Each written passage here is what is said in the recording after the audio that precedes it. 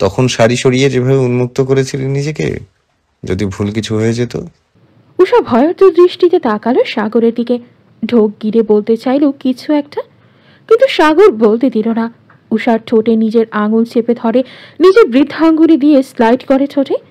উষার ঠোঁটে থাকা তিলটার ওপরে নিজের হাত স্থির রেখে বলে, তোর এই তিলটাকে যদি গভীরভাবে ছুঁয়ে দিই, তুই কি রাগ করবি? উষা বুঝতে পারল না গভীরভাবে ছুঁয়ে দেওয়া বলতে কি বুঝিয়েছে। জিজ্ঞাসু দৃষ্টিতে সাগরের দিকে তাকিয়ে আছে উষা। সাগর অনুমতির অপেক্ষা করল না, উষার গোলাপি ওষ্ঠজোড়া নিয়ে নেয় নিজের দখলে। সাগরের ওষ্ঠের উষ্ণতায় সিক্ত উষা হতভম্ব হয়ে গেছে। এই লোকটা ভীষণ অধৈর্য। উষা কখনোই সাগরের সাথে তাল মেলাতে পারে না, আজকেও পারল না। সাগর আরও গভীরে পৌঁছানোর আগেই দরজার করাঘাতে মনোযোগ বিঘ্ন হয় দুজনের। উষা ধাক্কা দিয়ে সরিয়ে দেয় সাগরকে। সাগরের বিরক্তিতে মুখ তেতো হয়ে আছে। সাগর উষাকে লজ্জা রাঙা লাল মুখশ্রীর দিকে দৃষ্টি স্থির রেখেই বলে, বউ ছাড়া থাকলেও এদের সহ্য হয় না, আবার বউকে কাছে টেনে নিলেও সহ্য হয় না। উষা লজ্জায় তাকাতে পারল না। সাগর হাতের উল্টো পৃষ্ঠ দিয়ে নিজের ঠোঁট মুছতে মুছতে এগিয়ে যায় দরজার দিকে। দরজা খুলেই দেখা মিলে গাড়ি বের। কিরে বেটা, বউকে সাজানোর জন্য সময় চেয়ে কি স্ত্রীকে টিম বানানোর প্ল্যানিং শুরু করছিস? শালা, তোদের আমার সুখ সহ্য হয় না। উষা ভীষণ অবাক হয়, এত রাতে গাড়ি ভাইয়া এই বাসায়। উষা সাগরের সাথে মিশে চলে এসে শুধু এতটুকু কথা বলেই চলে যায় গাড়ি। সাগর তাকায় লজ্জায় জীর্ণ শীর্ণ হয়ে দাঁড়িয়ে থাকা উষার দিকে। উষা ভাবতে ব্যস্ত, আবার কি চমক না জানি অপেক্ষা করছে তার জন্য। নিচে নামতেই দেখে ইতিমধ্যে ভুইয়া বাড়ির সকলেই উপস্থিত। সামিল, নেহাল, আরিশাও আছে। উষা ভেবে পায় না ওরা কখন এলো। এই প্রথম ভুইয়া বাড়িতে কারো জন্মদিন পালন করা হলো। আয়োজন তেমন কিছু না, কেক, সাথে মারিয়া জামানের হাতের বানানো স্পেশাল পায়েস, মিষ্টি ইত্যাদি। আনন্দ ফুর্তির পরে সবাই যখন যার যার ঘরে যাবে, তখন সাগর আবারও সবাইকে আটকে দেয়। গালিবের থেকে একটা কাগজের ফাইল হাতে নিয়ে সেটা সিজান ভুইয়ার দিকে এগিয়ে দেয়। সিজান ভুইয়া সেটা তার দুই ছোট ভাইকেও দেখায়। সবাই খুশি হবে নাকি অবাক হবে বুঝে পায় না। উষার আর সাগরের বিয়ের রেজিস্ট্রেশনের কাগজ। সিজান ভুইয়া কাগজটা এগিয়ে দেন মেয়ের দিকে। সাগরের যেহেতু সাইন আছে, এখন উষার সাইন বাকি। নে মা, সাইনটা করে নে। এতদিন ধর্মীয়ভাবে সাগরের স্ত্রী ছিলি, সময় এখন আইনত তাই স্ত্রী হওয়ার। উষা অশ্রুসিক্ত নয়নে সাইন করে দেয় ব্যাপারে। ভুইয়া বাড়ির সকলে যেন হাফ ছেড়ে বাসতেন। এখন যদি ছেলের মাথায় সুবুদ্ধির উদয় হয়।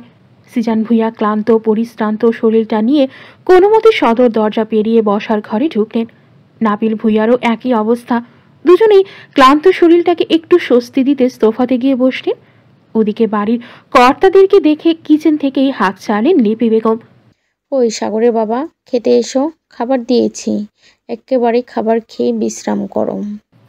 প্রত্যুত্তরে সিজান ভুইয়া, পোশাকটা বদলে আসিস, হাত মুখও ধুতে হবে, তুমি বরং সবাইকে ডেকে আনো। উষা দৌড়ে সিঁড়ি দিয়ে নামছে। ইদানিং মনে প্রজাপতি ওড়ে, মন মেজাজ ভালো থাকে তার। কেমন প্রেম প্রেম অনুভূতি জাগে হৃদয়ে। আগে খাবার টেবিলে সবার সাথে উষাকে দেখা যেত খুব কম, কিন্তু এখন সবার সাথে বসেই খাবার খায়। বিশেষ করে সাগর ভাইকে এক নজর দেখার জন্যই তার এমন পরিবর্তন। উষা বেশ লক্ষ্য করেছে, ইদানিং সাগর ভাইকে দেখলেই কেমন লজ্জায় ছেয়ে যায় মন। বুকে ঢিপ ঢিপ শব্দ হয়, চোখে মুখে লজ্জার ছাপ গাঢ় হয়, গাল দুটো টমেটোর মতো লাল হয়ে যায়। বাড়ির সকলে এই দম্পতির এমন আনাড়িপনা উপভোগ করেন। অবশেষে সবার স্বপ্ন একটু একটু করে পূরণ হচ্ছে, এই অনেক। কিরে, খাবি না? এভাবে একা একা হাসছিস কেন? মারিয়া জামানের ডাকে হুঁশ ফিরে উষার। ডাইনিং টেবিলের দিকে অগ্রসর হতে হতে দেখে সাগরের পাশের চেয়ারটা খালি। উষা খুব ভালো করেই জানে এটা উষার জন্যই রাখা আছে। দুপুরে খেয়েছিলাম মো? বাবার দিকে এক পল তাকিয়ে থেকেই বলে, হ্যাঁ খেয়েছি। আই বস, খাবারে অনীহা ঠিক না। জি বড় আব্বু। আরাফ আর রাফিদ ব্যতীত সবাই একসাথে আছে। আরাফ আর রাফিদ মূলত ফুপুর বাসায় আছে। নীরবতা বজায় রেখে সবাই রাতের খাবার খেতে বসেছে। সাগর একবার তীক্ষ্ণ দৃষ্টিতে তাকিয়ে থেকে সকলকে পর্যবেক্ষণ করে নিল। সবার অভিব্যক্তি বোঝার চেষ্টা করল সে। তারপর সবার দৃষ্টি আকর্ষণ করার চেষ্টা করে গলা খাকারি দিল। একটু নড়ে চড়ে বসল সে। সিজান ভুইয়া আর নাহিদ ভুইয়া তাকালেন একবার ছেলের দিকে। আমার কিছু কথা বলার ছিল বাবা, চাচু। সিজান ভুইয়া সহ টেবিলে উপস্থিত সকলে চোখ তুলে তাকালো সাগরের দিকে। সিজান ভুইয়া কপাল কুঁচকে ফেললেন মুহূর্তেই। নাবিল ভুইয়া অত্যন্ত নরম কণ্ঠে বললেন, কি বলবে বাবু, বলে ফেলো। সাগর তপ্ত নিঃশ্বাস ফেলে একবার তাকালো উষার দিকে, তীক্ষ্ণ দৃষ্টিতে পরখ করলো উষাকে, তারপর চাচ্চুর দিকে দৃষ্টি স্থির রেখেই বলল, আগামীকাল বা পরশু 2-1 দিনের মধ্যে আমার আর উষার। কথার মাঝখানেই আবারও তাকালো উষার দিকে। উষাও খুব উদ্গ্রীব নয়নে তাকিয়ে আছে সাগরের দিকে। সিজান ভুইয়া কুঞ্চিত ভ্রুজোড়া আরও কুঁচকে ফেললো, থমথমে কণ্ঠে ছেলেকে প্রশ্ন করল, কি থেমে গেলে কেন? তোমার আর উষার কি? সাগর বাবার দিকে তাকালো, পরপর নজর রাখলো নিজের প্রিয় চাচ্চুর দিকে। চাচ্চুর চিন্তামাখা মুখশ্রী দেখে সাগরের ষষ্ঠ ইন্দ্রিয় জানান দিচ্ছে তার চাচ্চু একটু হলেও বুঝতে পেরেছে সে কোন বিষয়ে কথা বলতে চাচ্ছে। একটা দীর্ঘশ্বাস ফেলে অত্যন্ত গম্ভীর কণ্ঠে বলল, ডিভোর্সের কাগজ চলে আসবে। কথাটা শেষ করে চোখ বন্ধ করে নিল সাগর।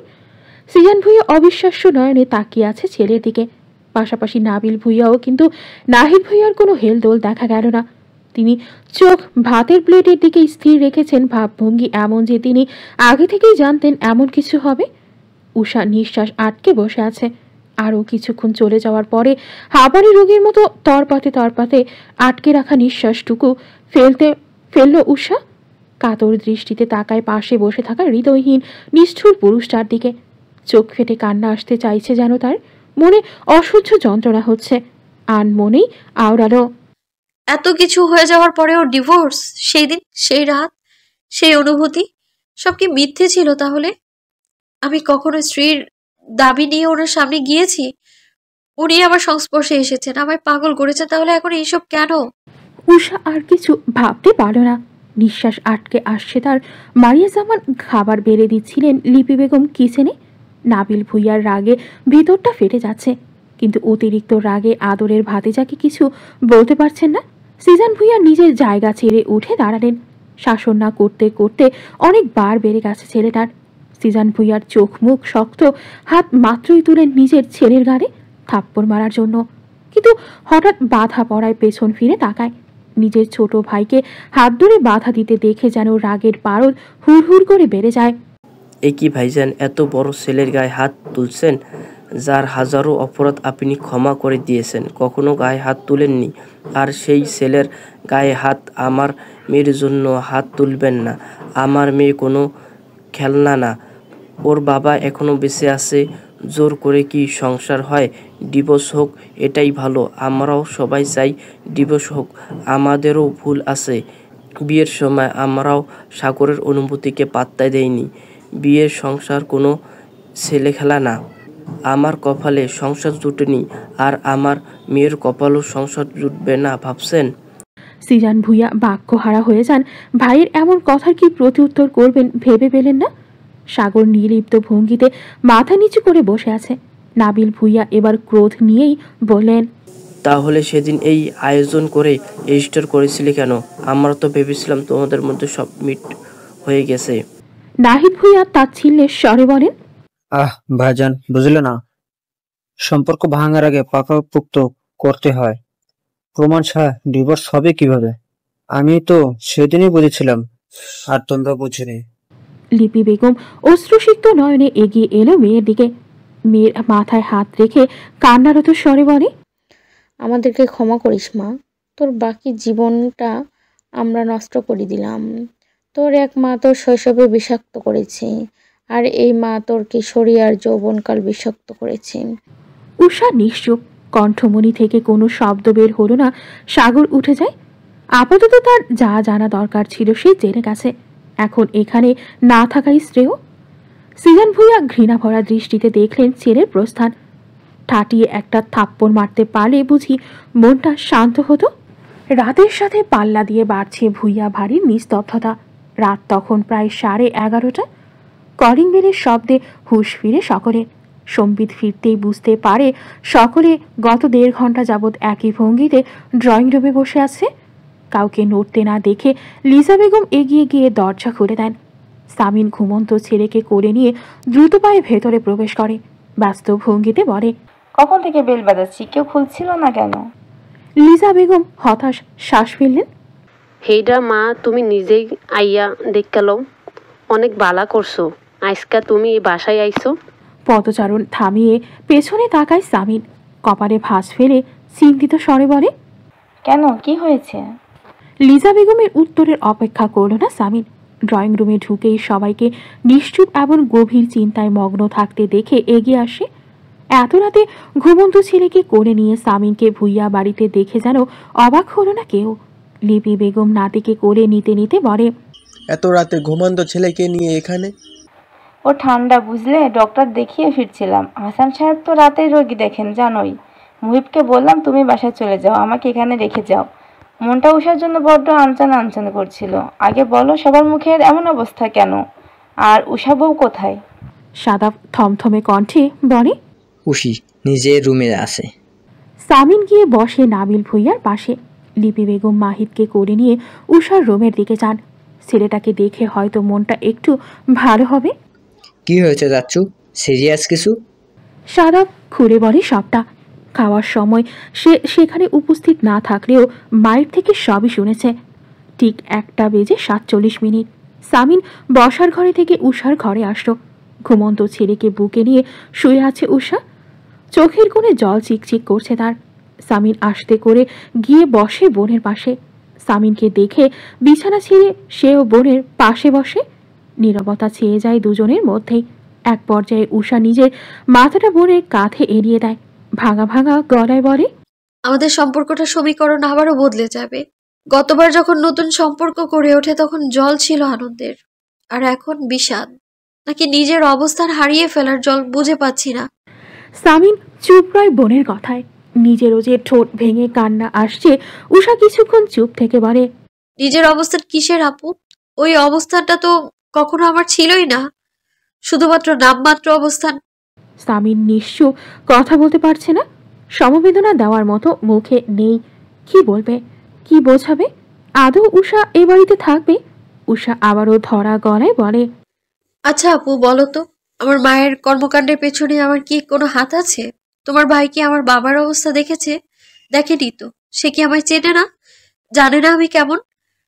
আর সাগর ভাই যদি এখন এমন একটা সিদ্ধান্ত নেবেনি, তাহলে প্রতিবার সুযোগ পেলে আমার কাছে কেন এসেছে? সেদিনের বলা কথাগুলো মিথ্যে হয়ে গেল। সাগর ভাইকে ভালোবাসি বলে হারিয়ে ফেলার ভয় পেতাম আমি। অন্য কেউ তাকে স্পর্শ করবে ভাবলে বুকটা ছিঁড়ে যেত আমার। কিন্তু সাগর ভাই দেশে ফেরার পর থেকে তাকে হারানোর ভয় হয় না আমার। ডিভোর্সের ট্যাগ গায়ে লাগবে ভেবে ভয় পেতাম, কারণ যে কখনো আমার ছিল না সে হারিয়ে গেলেই বা কি? যে আমার না, তাকে হারানোর ভয় পাওয়াটা নেহায়েতই বোকামি। সামিনও কাঁদে, নিঃশব্দে চোখ থেকে গড়িয়ে পড়ে নোনা জল। তার ছোট্ট বোনটা এতটাও অবুঝ না, বোঝে অনেক। বোনের দিকে তাকানোর যে যেন সাহস পায় না।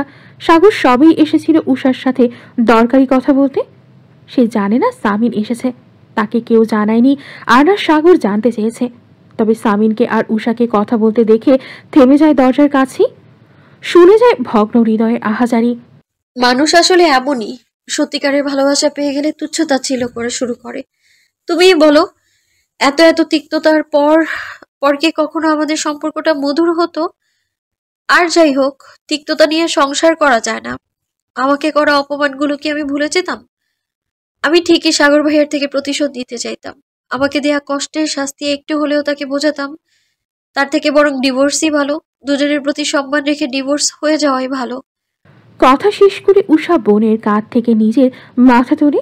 বোনের দিকে অশ্রুসিক্ত নয়নে তাকিয়ে ঠোঁটের কোণে ফিচেল হাসি ফুটিয়ে বলে, ভয় পেও না তোমরা। এবার আর আমরা বাবা মেয়ে এমন কিছু করবো না যাতে তোমরা সমাজে মুখ দেখাতে না পারো। ডিভোর্স আমরা কোর্টে গিয়ে দেব। কালই বাড়ি ছেড়ে চলে যাব আমরা। তোমাদের আর সমস্যায় ফেলতে চাই না। তোমরাও আমাদের জন্য জাহান্নামের আযাব ভোগ করছো। নিরপরাধ মানুষ হয়ে এই পরিবারের মানুষ কেন তিক্ততা সহ্য করবে? সামিত চট করে বোনের মুখ চেপে ধরে, গলা ভাঙা কান্নায় নিমজ্জিত হয়ে শুধু আওড়ায়, এমন কথা বলিস না উষা বউ, আমার দম বন্ধ হয়ে আসে। তারপর বোনকে জড়িয়ে ধরে কান্নায় ভেঙে পড়ে। তোরা কোথাও যাবি না, কোথাও না। এ বাড়িতে যতটুকু অধিকার সাগরের আছে, ঠিক ততটুকু অধিকার তোরও আছে। এই কয়েকদিনের ঝামেলায় উষার সাথে তেমন কথাই হয়নি, বুঝতে পারিনি তার মনে মনে এসব চলছিল।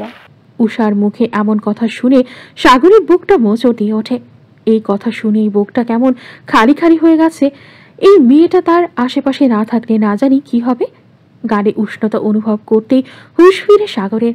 কখন চোখে জমে থাকা জল গড়িয়ে পড়েছে সে নিজেও জানে না। ডান হাত উঁচিয়ে চোখের জল মোছে সাগর। সে আর এখানে দাঁড়িয়ে থাকতে পারে না, পেছন ঘুরে ছোট চাচ্চুর ঘরে যেতে হবে।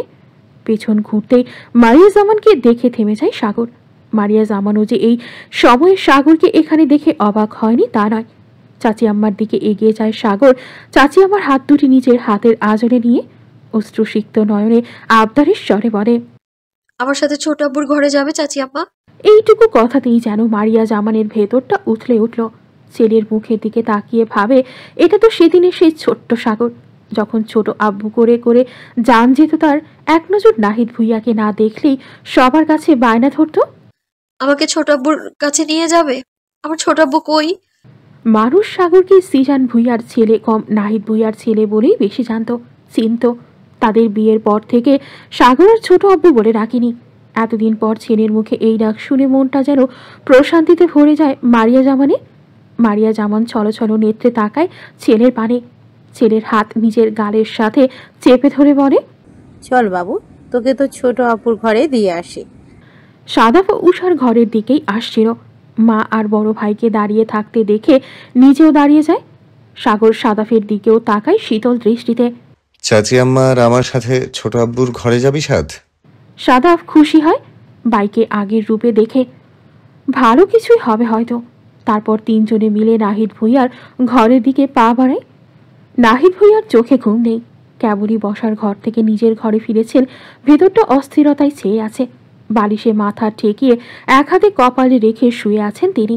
হঠাৎ দরজা খোলার শব্দে হাত সরিয়ে চোখ তুলে তাকায় সেদিকে। ভেবেছেন উষা নয়তো বড় ভাইজান আসবে, কিন্তু সাগরকে আর মারিয়া জামান সহ সাদাফকে দাঁড়িয়ে থাকতে দেখে কিছুটা না অনেকটাই অবাক হন তিনি। তার থেকেও বেশি অবাক হন যখন সাগর বলে, ভেতরে আসবো ছোট আব্বু?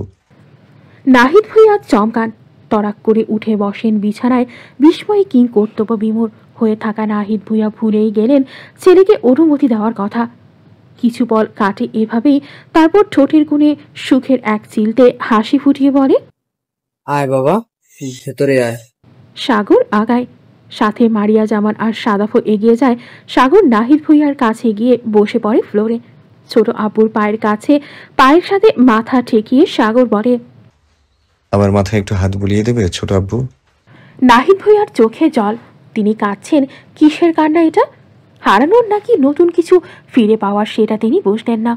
কাপা কাপা হাতে সাগরের চুলের ভাঁজে নিজের হাত ডোবায় নাহিদ ভুইয়া।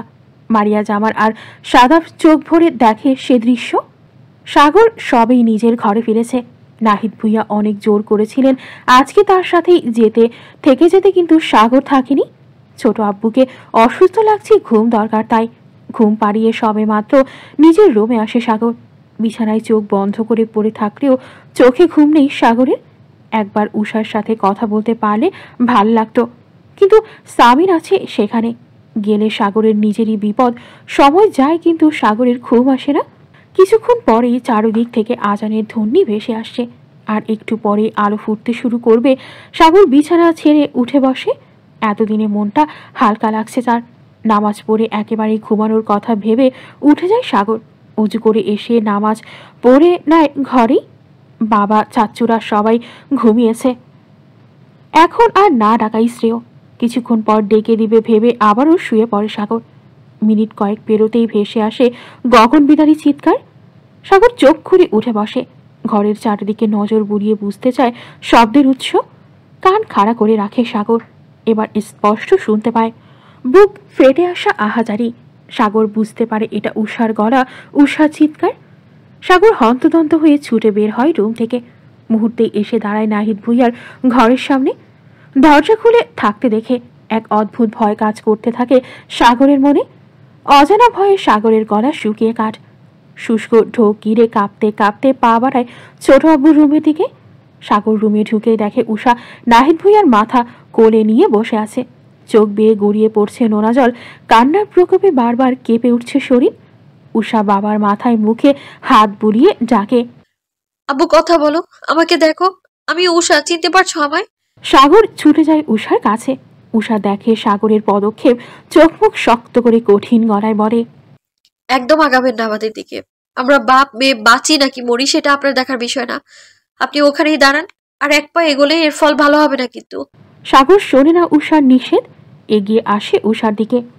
ঠিক আছে, রিল্যাক্স, আমি এগোবো না। ছোট আব্বু হয়তো ব্রেইন স্ট্রোক করেছে, আগে হসপিটাল নিয়ে যাই, পরে কথা হবে আমাদের মধ্যে। উষা তবুও থামে না, উঠে দাঁড়ায় সে। ও বড় আব্বু, চাচু কই তোমরা? সাদাফ এদিকে আয়। আমার আব্বু কেমন করছে? তারপর আবারও সাগরের দিকে তাকিয়ে বলে, আপনি এগোচ্ছেন কেন? বেরোন রুম থেকে। উষার চিল্লাচিল্লিতে সকলে আসে নাহিদ ভুঁইয়ার রুমে।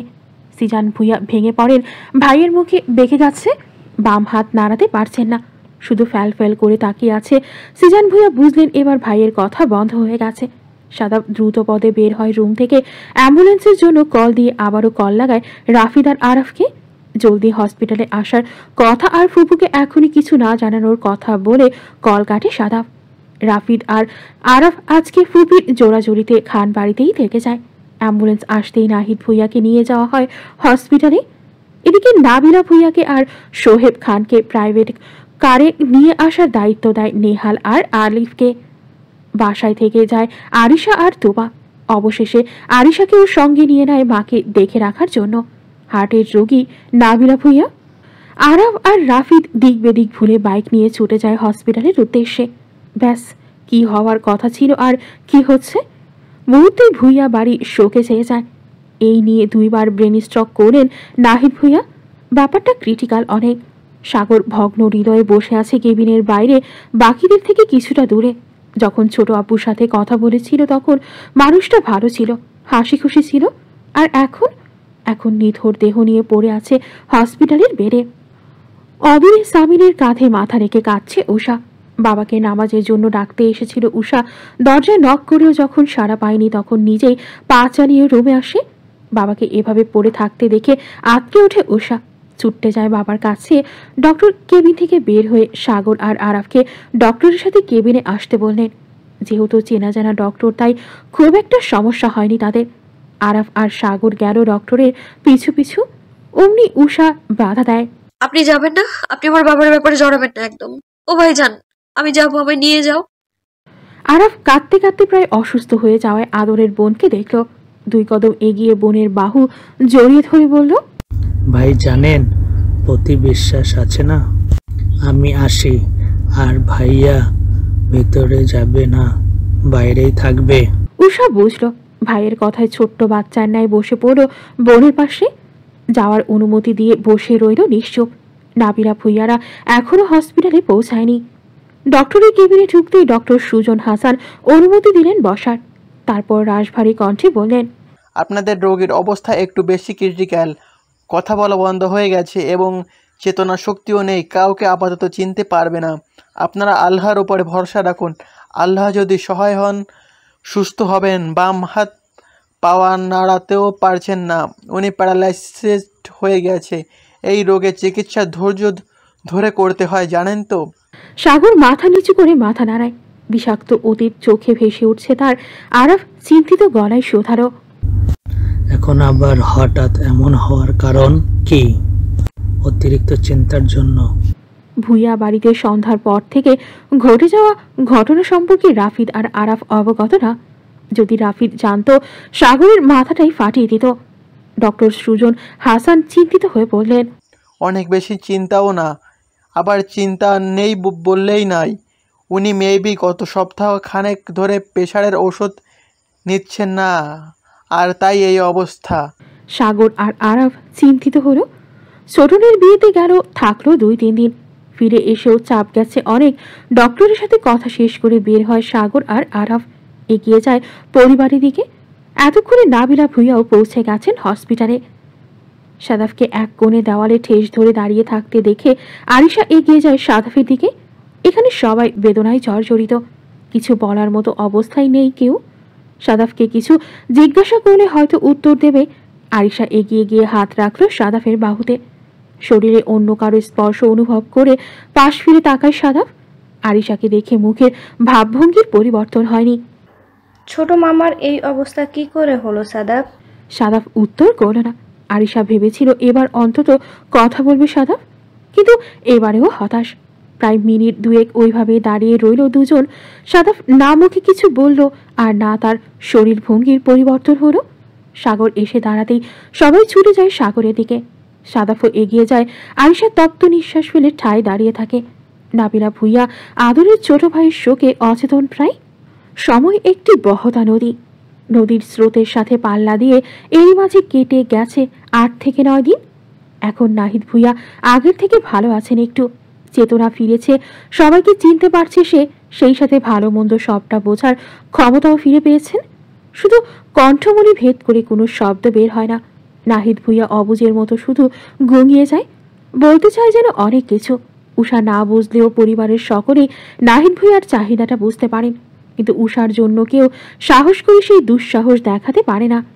এই কয়েকদিনে সাগর একটিবারের জন্য নিজের ছোট আব্বুর কাছে আসতে পারেনি। কেবিনের বাইরে থেকে যা একটু দেখা যায় ততটুকুই দেখতে পেরেছে সাগর। উষার আচরণ সাগরকে বারবার ক্ষতবিক্ষত করেছে, কিন্তু সাগর মুখ বুঝে সবই সহ্য করেছে। গত কয়েকটা দিনে উষা নিজের বাসায় ফিরেনি একটিবারের জন্যেও। বাবার সাথে হসপিটালেই ছিল, বাবার দেখাশোনা সব নিজেই করেছে, ভাইয়েরাও করেছে যতটুকু দরকার পড়ে। সবাই মোটামুটি বাসায় ফিরেছে, কিন্তু উষা একবারের জন্যও যায়নি। কারণ যদি সাগর কেবিনে ঢোকে, যদি বাবার সাথে কথা বলে, এই ভয়ে নিজেই সর্বক্ষণ পাহারা দিয়েছে। আর অসুস্থ বাবাকে একা রেখে যেতেও মন সায় দেয়নি। আজকে উষা বাসায় ফিরেছে। হসপিটাল থেকে প্রিয়তাদের বাসা কাছে, তাই প্রতিদিন প্রিয়তাদের বাসায় গিয়েই ফ্রেশ হতো উষা। এক এক দিন এক এক সময় যেত, বিশেষ করে যখন সাগর হসপিটালে থাকতো না তখন। আজকে বাসায় ফেরার উদ্দেশ্য হলো বাবা মেয়ের দরকারি জিনিসপত্র নেওয়া। সিজান ভুইয়া আর নাবিল ভুইয়া বলেছিলেন বাসায় রেখেই চিকিৎসা করতে, যেহেতু এখন নাহিদ ভুইয়ার অবস্থা অনেকটাই উন্নতির পথে। কিন্তু উষা রাজি হয়নি। প্রতিদিন থেরাপি দিতে হবে, আর থেরাপির জন্য বারবার আসা যাওয়া করাটা রিস্ক হয়ে যাবে। উষা যেহেতু বাসায় ফিরেছে, তাই হসপিটালে ছিল শুধু সাদাফ আর রাফিদ। আরিশা উষার সাথে বাসায় আছে, ওদের ফিরতে সময় লাগবে প্রচুর। এই সুযোগে সাদাফ সাগরকে কল লাগায়। উষা তো আর সাগরের কষ্টটা বুঝতে পারছে না। প্রিয় চাচ্চুর কাছে আসতে না পারার কষ্ট, তাকে ছুঁতে না পারার কষ্ট সাগরকে ভেতর থেকে শেষ করে দিচ্ছে। সেই সাথে উষার বলা 20 বাক্য দুমড়ে মুচড়ে দেয় সাগরের ভেতরটা। রাফিদও এই কয়দিন ভাইয়ের কষ্ট দেখেছে, নীরবে চাচ্চুর জন্য ফেলা চোখের জল দেখেছে। তাই সেও চায় একবার হলেও চাচ্চুর সাথে ভাইয়ের দেখা হোক। ছোট চাচ্চু যে ভাইকে খোঁজে তা তো সবাই বুঝতে পারে। যখন সবাই দেখা করতে যায়, সবাই এক এক করে দেখা করলেও সাগরের দেখা আর পায় না, তখন নাহিদ ভুইয়া অশ্রুসিক্ত নয়নে কেমন ছটফট করে। মুখ ফুটে বলতে চায় যেন কিছু, কিন্তু সেই শক্তিটুকু এখন আর ওনার মধ্যে নেই। অসময়ে সাদাফের ফোন পেয়ে ভ্রু কুচকায় সাগর। কোনো বিপদ আপদ হলো কিনা ভেবে দ্রুতই ফোন রিসিভ করে নেয়। হ্যালো ভাইয়া, তুমি কোথায় এখন? আছি অফিসে। কেন বলতো, সব ঠিক আছে ওখানে? ঝামেলা হয়েছে কোনো? না না, সেরকম কিছুই নয়, সব ঠিক আছে।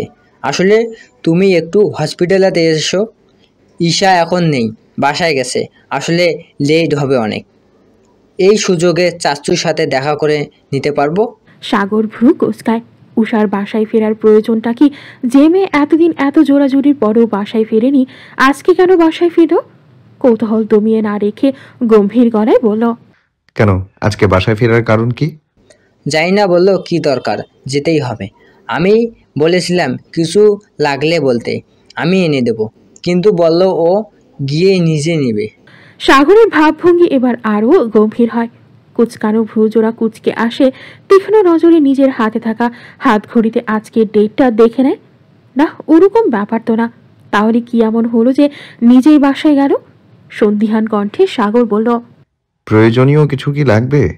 আমি নিজের হাতে সব প্যাক করে নিয়ে দিয়েছি, তাহলে হঠাৎ কি এমন হলো? এত কিছু জানি না ভাইয়া, তুমি আসো দ্রুত। কথা শেষ করে কল কাটল সাদাফ।